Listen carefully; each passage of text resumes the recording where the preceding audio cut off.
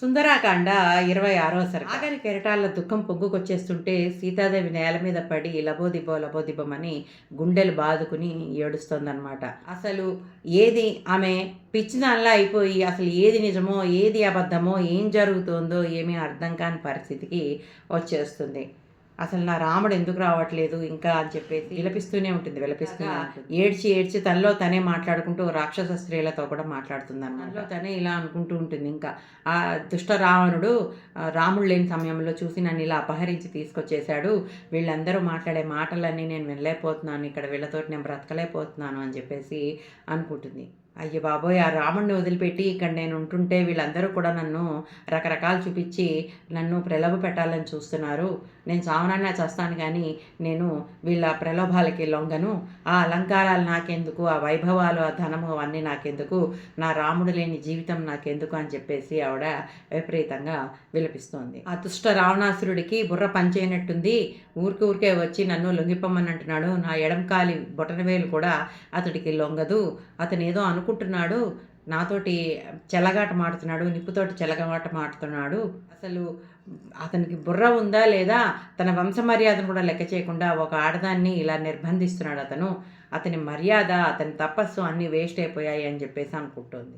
అప్పుడు ఆ రాక్షస స్త్రీల వైపు తిరిగి, ఓ రాక్షసులారా, మీరు ఎంత ప్రలోభ పెట్టినా, మీరు నాకు ఎంత భయపెట్టినా, ఎంత బెదరగొట్టినా నేను మాత్రం మీ ఎవరికి లొంగను, నేను ఆ రావణాసురుడికి లొంగను అని చెప్పేసి చెప్తుంది. అతడు చాలా జాలి హృదయం కలవాడు. నా మీద ఎందుకో అతను జాలి చూపించట్లేదు అనిపిస్తుంది.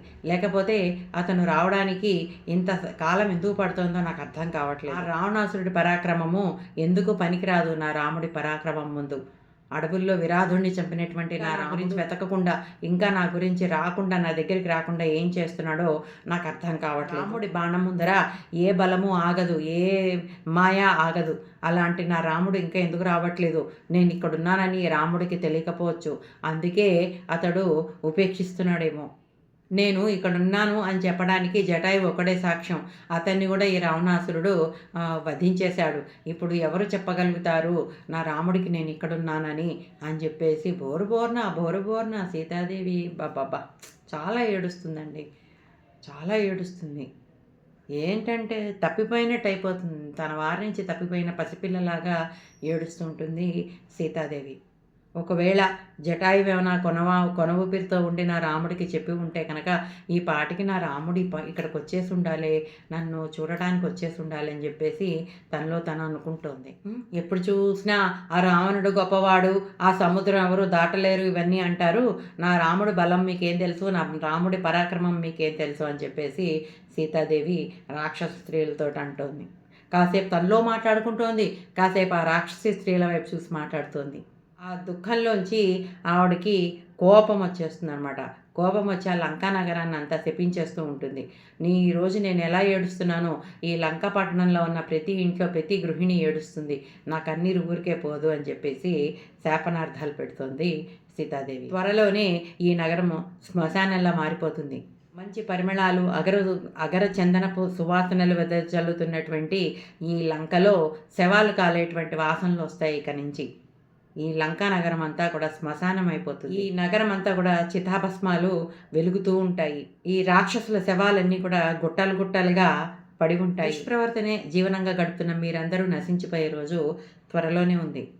మీరెవరూ గమనించుకోవట్లేదేమో కానీ ఈ లంకా నగరంలో అనేక రకమైన అపశకనాలు కనిపిస్తున్నాయి. ప్రతి ఇంట్లోనూ మరణ కేకలు, చావు కేకలు వినిపిస్తూ స్త్రీలందరూ కూడా వాళ్ళ భర్తల కోసం ఏడుస్తూ ఉంటారు.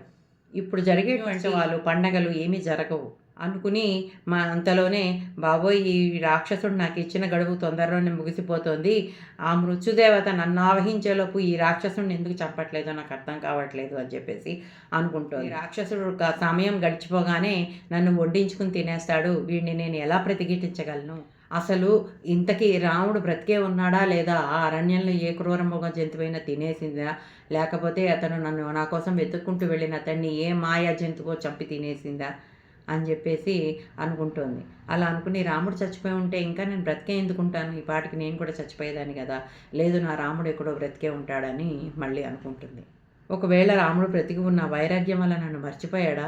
ఎందుకు రాలేదు ఇంకా? నన్ను వెతకడానికి ఇంకా ఎందుకు రాలేదు? ఎందుకు ఇంకా రాలేదని ఆవిడ పదే పదే రాముడిని గురించి అనుకుంటోంది. ఏం జరుగుంటుంది? ఎందుకు రాలేదు? ఎందుకు రాలేదు?